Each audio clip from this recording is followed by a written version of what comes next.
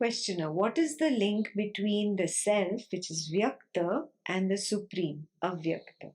In other words, what is the link between witness consciousness and pure consciousness? Maharaj says, from the self's point of view, the world is the known. And the supreme is what? The unknown. From whose point of view? The witness consciousness's point of view. The sense of I am comes up. The sense of I am knows thoughts, feelings, sensations, perceptions. So this is the world. So from the sense of I am's point of view, this world is known. And can the sense of I am ever know pure consciousness or primordial awareness? No, that is the unknown. Okay. The unknown gives birth to the known, yet remains unknown.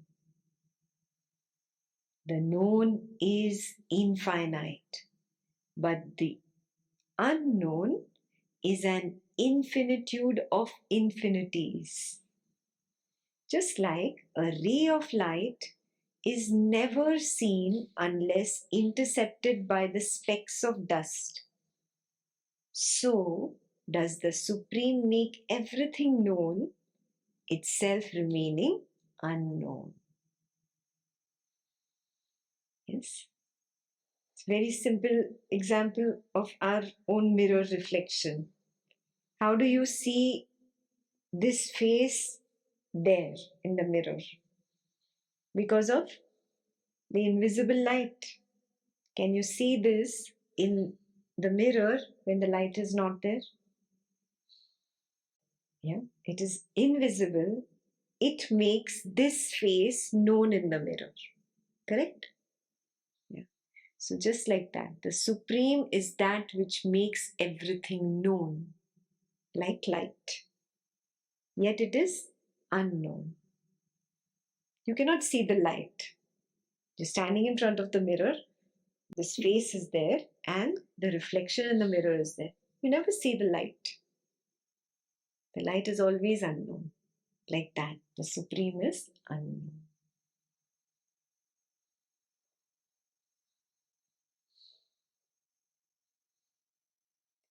Questioner says, does it mean that the unknown is inaccessible? Maharaj says, oh no, the Supreme is the easiest to reach, for it is your very being. It is enough to stop thinking and desiring anything but the Supreme. Highlight. He's given you a clue there. He's telling you it's the easiest to reach. And how do you reach there? You just drop desiring all this waking state attractions, name, fame, success, failure, relationships, money, sex, power, politics. All this, when you stop desiring all this and turn inwards, you have only one desire, that the Supreme has to reveal itself to you. Yeah? You recognize that you are the Supreme. The questioner says, and if I desire nothing, not even the Supreme. So Maharaj says, then you are as good as dead. Or you are the Supreme. Maharaj is very straightforward. Huh? He doesn't do any sugar coating. He doesn't massage your ego. He's definitely going to poke your ego if you ask a question like that. Yeah? You are as good as dead, or you are already the Supreme, you are already enlightened. जर मी कसलीच स्वरूपाची देखील इच्छा धरली नाही तर, महाराज म्हणतात, तर तुम्ही मृता समान आहात. Then you are as good as dead. Maharaj stopped there. तर तुम्ही मृता समान आहात. So the questioner says, the world is full of desires.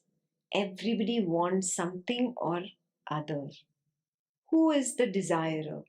The person or the self? Maharaj says the self. So hard, no? So hard to swallow, bitter pill to swallow. All desires, holy and unholy, come from the self. They all hang on the sense I am. So, sense I am is born from that craving to exist. Yes, because of the craving to exist, there is the sense I am. And then that I am attaches to this or that because it either wants or it does not want.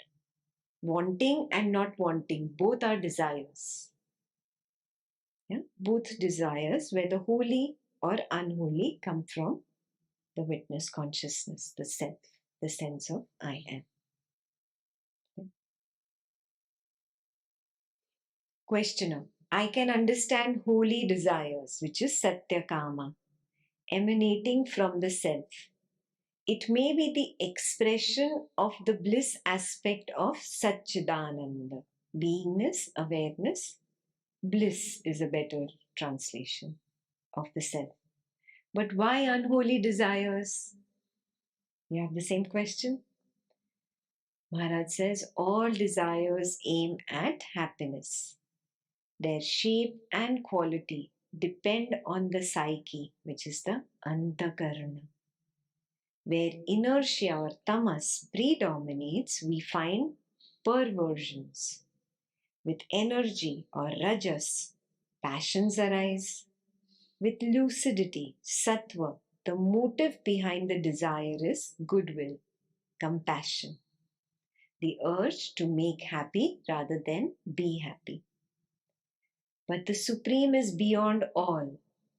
Beyond what? Rajas, Tamas, and Sattva. Yet, because of its infinite permeability, all cogent desires can be fulfilled.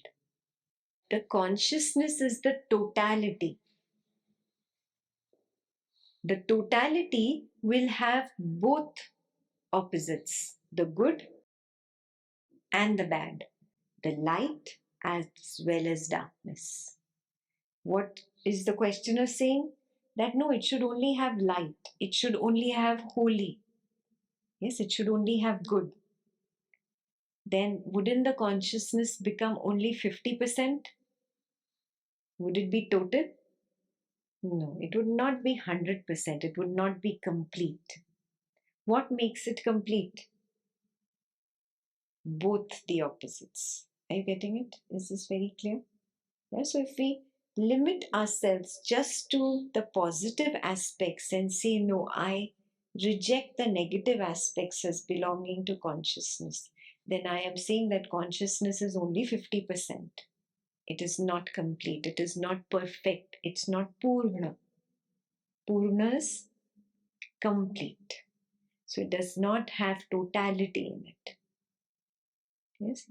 This is again a major difference between the Dvaitam path and the Advaita path. Dvaitam path only focuses on the good and evil is rejected. Evil is not what God is. But on the Advaita path, both good and evil are within God. Both are God. There is no outside of that. Is this very clear? This difference is very clear. Yeah. That is why he says that it has to be complete. There cannot be half. Yeah? So Rajas, Tamas, Sattva evoke certain qualities in you. Rajas is energy. Tamas is inertia. Yeah? Sattva is an equanimity. All these bring out different tendencies, but all these are within the totality. You cannot say, okay, I have to remove tamas from the totality. That means tamas is stronger now than consciousness. Now, consciousness and tamas will fight with each other. Then, consciousness is not full, it's not perfect, it's not purna or complete. Do you see it?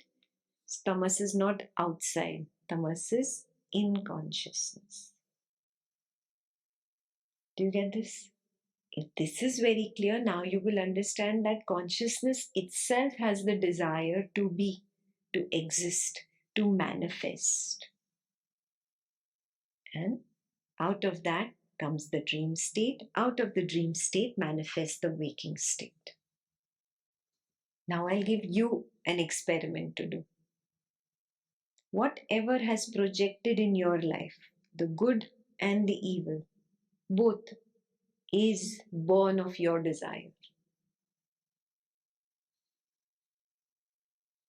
Can you stomach that?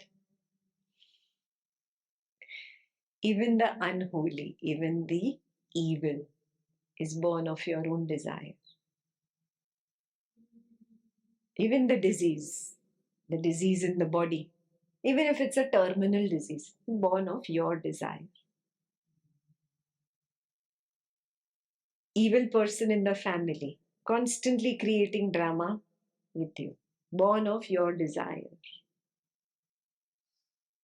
Difficult situation at work, totally intolerable boss, born of your own desire. Work on this. Sit with this. Bring up the list of all those. I don't want to see this person in my life. Bring that list up. Bring up the memory of that person. Can I see this? This is my own projection, my own reflection. Even good and evil is created by the mind. That is true. It's just an idea that this is a good action, this is a bad action. Does the witness label good and bad? The witness just is. It's just witnessing. That witness is like clear water. Out of it only it is born. The moment it leaves its stand of witnessing and has that desire to be Ekta, the teacher, then all these good, evil, right, wrong, this should be, this should not be is born. The moment there is simply the witnessing, there is no good and bad. Yes. So going beyond this good and evil, this idea of this person in my life is evil or that person in my life is holy. Dropping that and just being in a neutral gear, what is, no labels. That is the goal. You get it? If you go back home with anything, this is what you must go back home with. Ripping off the labels completely, simply being the witness and seeing reality as it is. So now you have found a higher stand, a higher viewpoint. Yeah? Now you always maintain that stand of the witness. Stay there. Look at everything from there. Oh, it's all neutral. It's all neutral. No good, no evil. Yeah.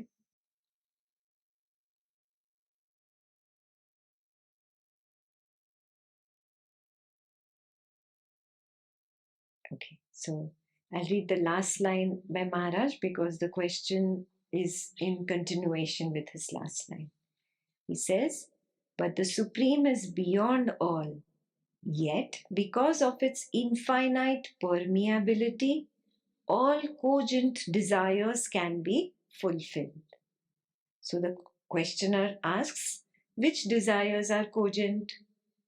Maharaj says, desires that destroy their subjects or objects or do not subside on satisfaction are self-contradictory and cannot be fulfilled.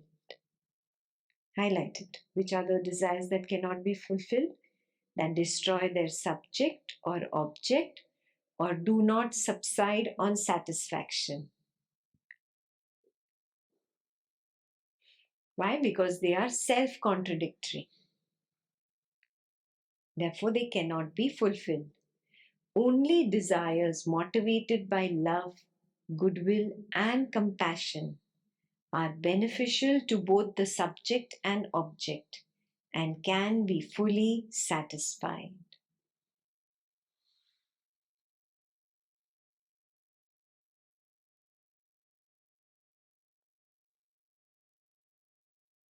So questioner says all desires are painful, the holy as well as the unholy.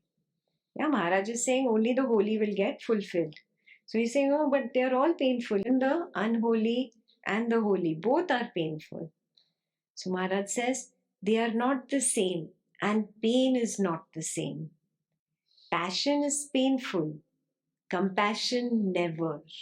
Are you seeing where he is going? Yeah. The entire universe strives to fulfill a desire born of compassion. So he's telling you there is a neutral gear. You think, okay, there is negative quality and then there is this positive quality. The positive qualities of passion, yeah, the negative qualities of maybe inertia or laziness.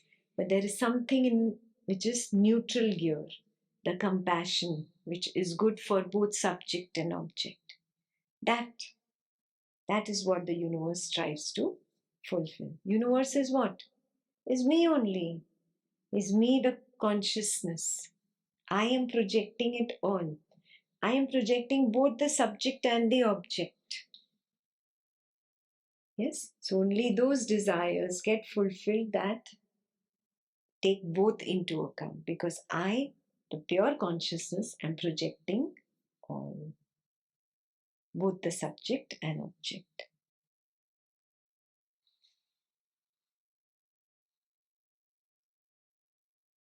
Does the Supreme know itself? Is the impersonal conscious? What is he talking about? The unmanifest. Yeah, that into which the sense of I am dissolves. That is the Supreme. So he's saying, does the Supreme know itself? Is the impersonal conscious? Because it is impersonal, no? Witness is personal. Do you see that? Yeah. The avyakta or the unmanifest, the Supreme is impersonal. So is the impersonal conscious? Maharaj says the source of all has all. Whatever flows from it must be there already in seed form. And as a seed is the last of innumerable seeds and contains the experience and the promise of numberless forests, so does the unknown contain all that was or could have been and all that shall or would be. A very long sentence, but all he's saying in one seed, there is the potential of an entire forest. One seed can give rise to a tree which will throw out thousands of seeds. Those thousand seeds become thousand trees. Those throw out thousand each. So an entire forest is born from one seed. In one seed, there is the potential of an innumerable number of trees in a huge forest. Like that only.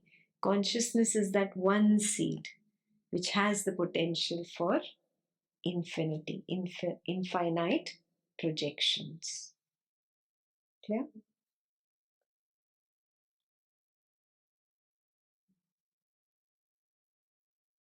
The entire field of becoming is open and accessible. Past and future coexist in the eternal now. This is clear. This I also said a few sentences ago. The now contains everything, the past, the present, the future. So the questioner is intrigued by this answer. He says, are you living in the supreme unknown? Maharaj says, where else? Questioner says, what makes you say so? Maharaj says, no desire ever arises in my mind. Please highlight. In simple words, no vasanas arise in my mind. Did he say thought? No. He spoke about desire. Become very clear there is a difference between thought and desire. Thought is naturally, the thought comes up, okay, I should eat this. It is coming from your past stored impression. Oh, my body felt sick when I ate that. Yeah, thought. Thought came in. dissolved. Another thought came, it dissolved. Another thought came, it dissolved. This is thought. It comes of its own accord. I know a thought after it arises. Yeah. When I jump in and say, oh, I don't want this to happen, this is desire. This is vasana in Sanskrit. This is vichar. Vichar comes and goes on its of its own accord. Yeah, why am I drawing waves? It arises, it plays for a while, and it dissolves. It doesn't stay forever. Thought dissolves on its own. It arises, plays for a while, and it dissolves. I jump in and say, oh, I want this, or I say, I don't want this. When I say I want this, it is raga. When I say I don't want this, it is dvesha. Raga means craving, dvesha means aversion. Both craving and aversion are vasana, are desire. Yeah? So learn to distinguish between desire and thought. When you take the stand of the witness, you drop desiring. That's how you do not project anymore. Now there is only observing whatever thought is meant to come. If I again indulge, become the body mind Ekta, don't like this thought, oh, I don't want this, I don't want this, what am I doing? Again, I am sowing seeds of future thoughts. Again, this past, present, future is also again within me. Yeah, this is the whole personal world that I have created. It is not really there. I have created it. I believe it, therefore it happens. When I drop the manyata, when I drop the belief, there is no more projection, there is no more creation. Do you get it? The entire idea of because I sowed this seed, this has happened. This itself is my belief. That is why this has happened. That is why it manifested in this disease. That is why it manifested in that family drama, manifested as that discord at work. Very, very clear? When you drop the belief, you will see there is no cause and effect. Oh, I created a story out of it, and that story comes back at me. Why? Because I am all, I am supreme, I am consciousness. Yes? Either I'm the all director, producer, actor, doer, or I withdraw from all of it. I'm done. Get it? Is this very, very clear? Advaita Vedanta is opening up a little bit. So no desires arise in my mind. So questioner says, are you then unconscious? Maharaj says, of course not. I am fully conscious. But since no desire or fear enters my mind, there is perfect silence. Questioner says, who knows the silence? Maharaj says, silence knows itself. Are you getting this? The primordial awareness that I am, that is where knowingness happens. That is the one who knows. I asked you a question yesterday. Who knows? Yeah, it's here. Who knows? The primordial awareness, the pure consciousness which is even beyond the sense of I am. Yeah? Silence knows itself. It is the silence of the silent mind when passions and desires are silenced. Very, very clear? How is vasana generated? Tell me. How is desire generated? Whenever the witness forgets its stand, jumps in, becomes the person and says, I want, I don't want. Yeah, that is when vasana is born. This does not happen to Maharaj. Means what? He's very clear. He's always here, 100%. Yeah? So the questioner is very interested. Yes, do you experience desires occasionally? So Maharaj says, Desires are just waves in the mind. You know a wave when you see one. A desire is just a thing among many. I feel no urge to satisfy it. Highlight. No action needs to be taken on it. Highlight. Freedom from desire means this: the compulsion to satisfy is absent.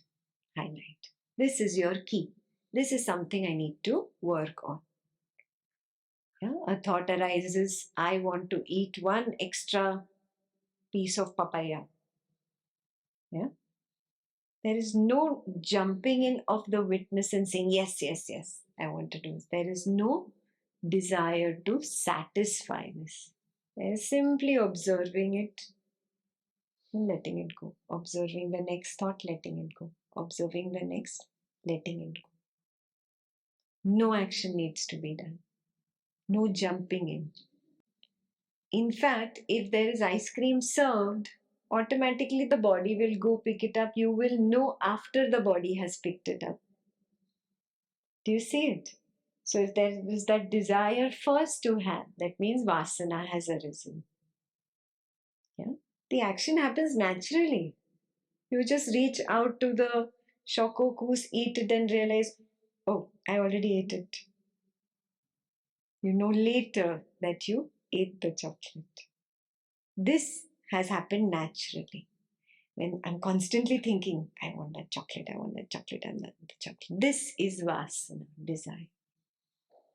Have you started recognizing the difference between these two now? Yeah, Maharaj has explained it very beautifully even before. Yeah, the body mind work within Maryada. Do you remember that chapter? Yeah, very beautifully explained Maryada. There is a limit. The body mind knows that this is my limit. I should eat this, I should do this action, I should do this. The body mind works in its Maryada. And that's why I stress on the specific Marathi words, because the English does not convey it. Yeah? They work automatically. When they work automatically, you know afterwards. Yeah? I know afterwards, oh, that I already ate the chocolate. The body needed it, it could digest it. But in desire, the chocolate is going round and round in my head. Now I know this is vasana. Vasana and thought, two different things. Yeah, those who are not clear, please can you work on this a little more? Distinguish in your own personal experience, or this that came up is a thought and this is the vasana. And write it down for yourself, everybody. Okay, that is very important. I feel no urge to satisfy it, no action needs to be taken on it. Freedom from desire means this: the compulsion to satisfy is absent. This is freedom, freedom from desire. So questioner says, why do desires arise at all? So Maharaj says, because you imagine that you were born and that you will die if you do not take care of your body. Desire for embodied existence is the root cause of trouble. Please highlight.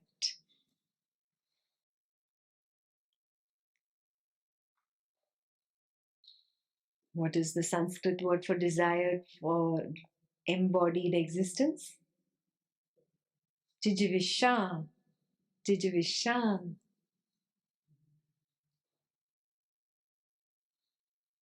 It has been translated very beautifully. Desire for embodied existence is the root cause of trouble. Yeah. So is this very clear that on the Advaita Vedanta path there is no birth, there is no death? So is there a question of past lives? There is no past life. You imagine that you were born and you imagine that you are going to die. And now, oh, I have to preserve this body, I have to take care of this body. This is a whole story that has been created by you. No. This body lasts only the waking state. Every morning it is born, every night it dies. Yeah, in Advaita Vedanta, if there is many births, this is the meaning of it. There are many waking states in which there is the waking body. It dies before you move to the dream state. Yeah? But I still am. That means I am not this body. Yeah? Means I was never born and I will never die.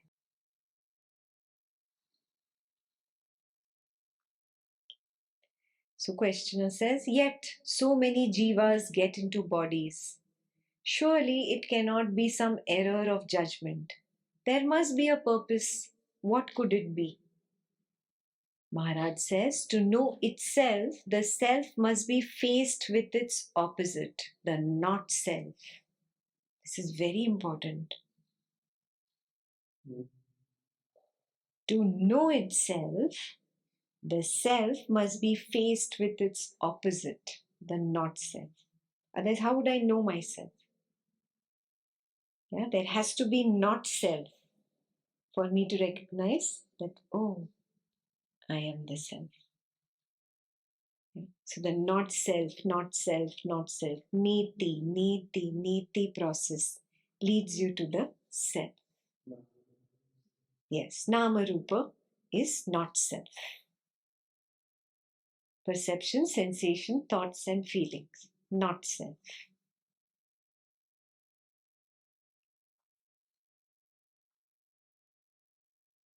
Desire leads to experience. Experience leads to discrimination, detachment, self-knowledge, liberation. And what is liberation after all?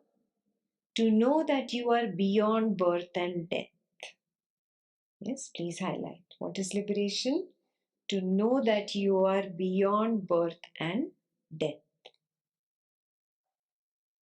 By forgetting who you are and imagining yourself a mortal creature, you created so much trouble for yourself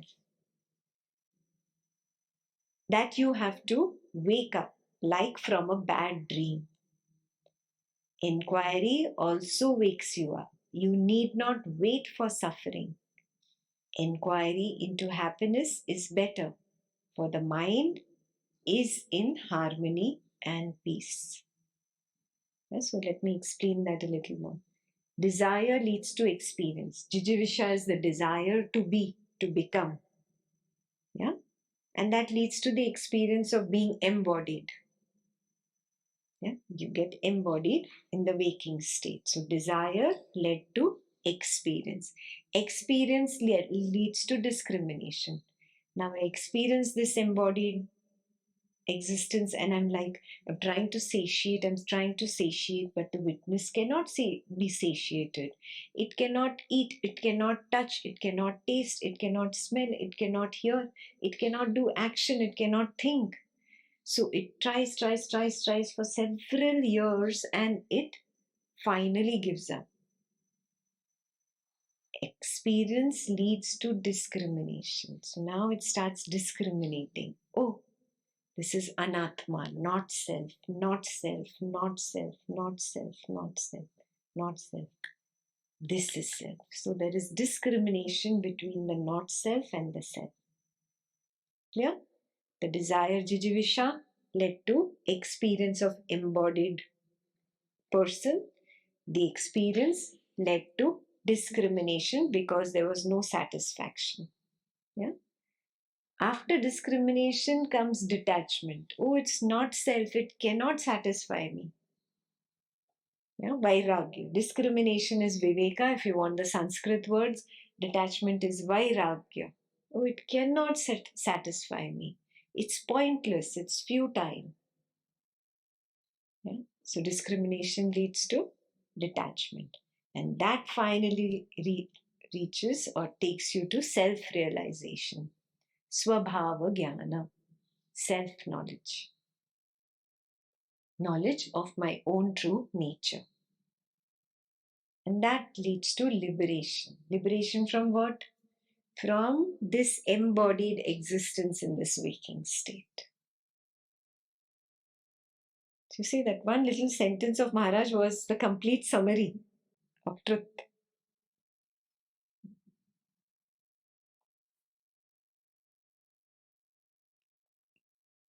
And what is liberation after all? That I was never born and I will never die.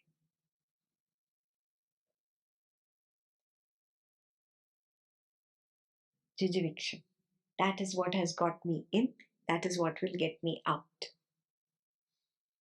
The door that brings you in also takes you out. Yeah. Have you seen birds?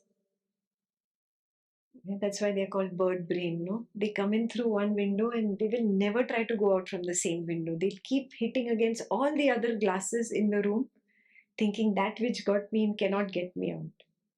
We have become bird brain.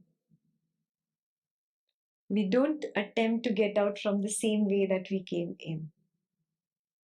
Yeah, we keep trying other ways, other ways. Oh, cessation through uh, name, fame, relationships will get me out. This happiness will get me out. That fulfillment will get me out. No, you're knocking on wrong glass, on the wrong. That glass doesn't open. It's a fixed pane. It only gives you the illusion of an outside. There is no outside. The window that got you in, that will take you out. What got you in? The I, Jijiviksha. That is why nothing else works. Nothing else works. You're just pecking on glass pane, which is solid. It's like a wall. It appears that I will get out. I can see the outside sunlight, but I can never get through the glass. The only way it will work is when I see the sense of I am arise and see it collapse. Oh, this is the way out. This is that window. This is what got me in. This is what will get me out. All I need to do is drop desiring this. Stay as the witness. Yeah? And the final collapse happens. That is bliss, ananda. I unite with my true nature. So I am, it's not just that it happens after the deep sleep into the dream. Even during the day, when you're just by yourself, there's nobody in the room, there's no other person. You're in a very calm, harmonious state. You're just sitting, doing nothing, not major work, just chilling out, relaxing. There is no sense of I, no sense of you. Everything has collapsed. You're just quiet, not even thinking or worrying, or just peaceful, quiet.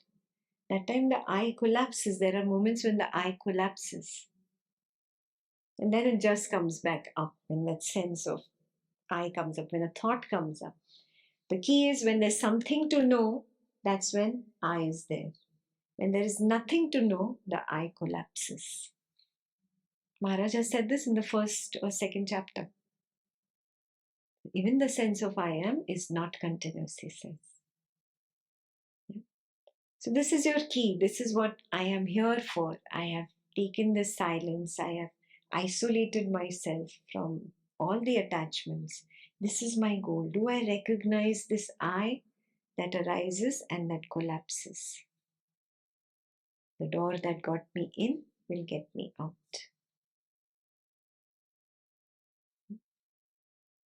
That is liberation. So the questioner asks, who exactly is the ultimate experiencer? The self or the unknown? Means the witness consciousness or the pure consciousness? So Maharaj says the self, of course, means the self, the witness consciousness is the ultimate experiencer. Questioner says, then why introduce the notion of supreme unknown? Maharaj says to explain the self. Yeah? Why introduce the ocean? To explain that the wave is nothing but the ocean. Yeah? That is why the ocean is introduced. But is there anything beyond the self? Maharaj says, outside the self there is nothing. All is one and all is contained in I am. In the waking and dream states, it is the person. In deep sleep and turiya, it is the self.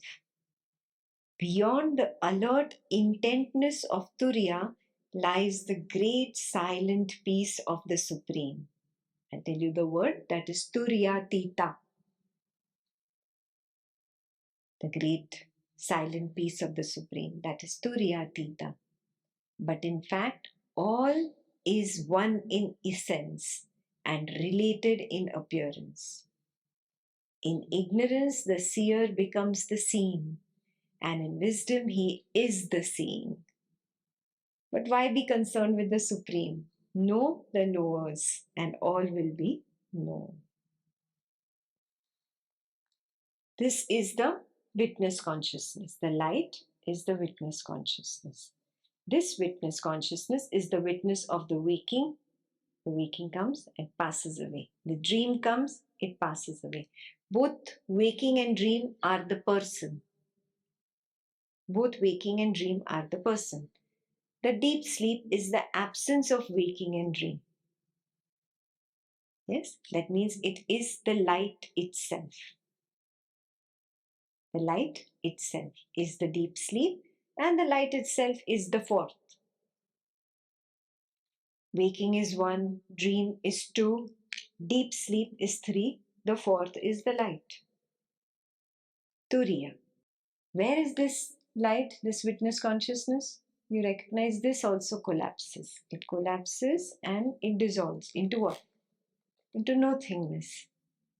That is Turiya Tita, pure consciousness. In essence, it is all one. Yeah. Why they explain like this? Because experientially, when you see it, you see all of them. You see it in stages. You recognize the waking character, the dream character, the absence of waking and dream. And then you recognize, oh, I am the witness of all three. I'm the witness of waking, dreaming, and deep sleep. Aha, I am the fourth. Turiya. I am not the waking body mind. I am not the dream body mind. And I'm not the absence of the waking and dream. I am the fourth. Turiya. But in essence, that and deep sleep is the same. But it's not recognized that way. Yeah? Because of the lack of awareness in deep sleep. Oh, I am the witness of it all. I know it all. Yes, that's what he's saying. And read it once more. So, but you understand, waking and dream he calls the person, deep sleep and the fourth he calls Turiya, and beyond that, the supreme peace, Turiya Tita. Very clear? I will read that again. In the waking and dream states, it is the person. In deep sleep and Turiya, it is the self. Beyond the alert intentness of Turiya lies the great silent peace of the Supreme. That is Turiyatita. But in fact, all is one in essence and related in appearance. They're all related, it's the same thing. They're just waves in the same ocean. They are all one. Same ocean. The ocean of primordial awareness. So, in essence, it is all one. In ignorance, the seer becomes the seen. Does this happen with you? In ignorance, the seer becomes the seen. That means I consider this body mind complex, which is the same as I. That is ignorance. And in wisdom, he is the seeing. When I take the correct stand of the witness, then, oh, I am the witness of it all. This body mind person and the projection of this world, waking world. Aha. Yes, I am the seeing of it all, the witness of it all. But why be concerned with the Supreme? Know the knowers, and all will be known. Basically, know who is the knower. My yesterday's question, who is the knower? Who is the drig? Knower, who is the knower? Is the witness consciousness the knower? Can a thought know? Can a feeling know? Can a sensation know? Can this body know? Can the mind know? Can the witness consciousness know? So who knows? Who's the knower? The primordial awareness, the pure consciousness. Know the knower. Know the drink. Figure out the drink. Once you know that, then you know all. Know Brahman and know all.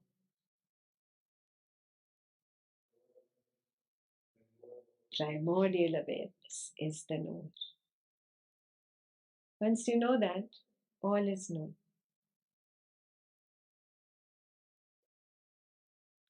That completes the chapter.